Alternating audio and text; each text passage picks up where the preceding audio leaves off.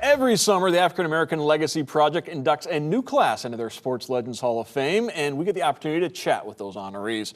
All summer long, we'll bring you those conversations. We've already shared our discussions with Nigel Hayes-Davis, Don Collins, and Melvin Newbern. If you missed any of those, head to the BCSN website. Tonight, we sit down with a Bulldog and Rocket Hall of Famer. It is difficult to talk about Toledo athletics and not bring up the Baker family as we welcome in Al Baker, one of the honorees for this year's Northwest Legends, Sports Legends of Northwest Ohio. Al, thank you so much for joining us. We talked a couple years ago when your brother was inducted. Right.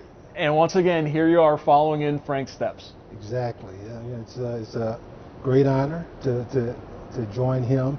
And my other brother, between Frank and I, is in the other Hall of Fame here with the African American Legends. So all three of us are in. And we, as luck would have it, all three of us are in the University of Toledo Hall of Fame as well. Let's talk about the Rockets. You're part of those legendary 35-0 teams. Chuck Ely, Mel Long, and Al Baker, the only three to start all 35 of those wins. That's correct. Yep. What was it about those teams that were so special? Well, I tell the story. Back then, freshmen were not eligible, so we came in early. There was a group of us, probably 20, 25 of us that came in early, and we thought, oh boy, we're something special. We get to come in early.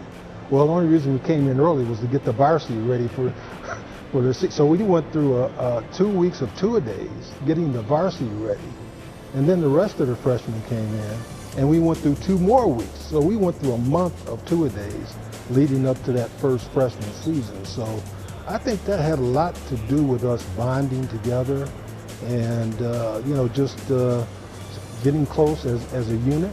And it makes a big difference when you're in close ball games, and you know how to trust one another. So I think that had a lot to do with it.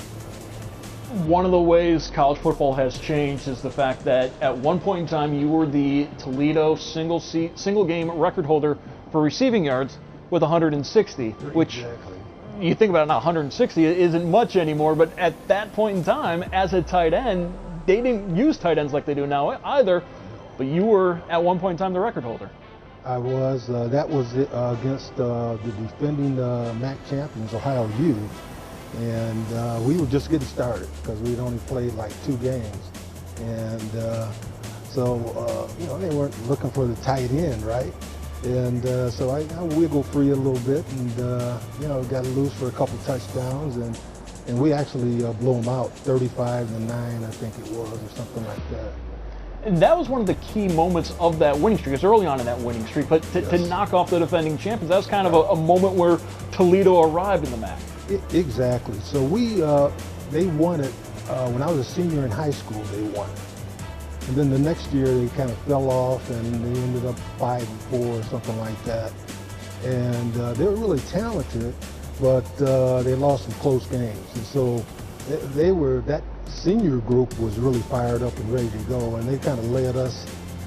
We had probably 6 or 7 sophomores who were starting, and kind of blended together to really make a dynamic team.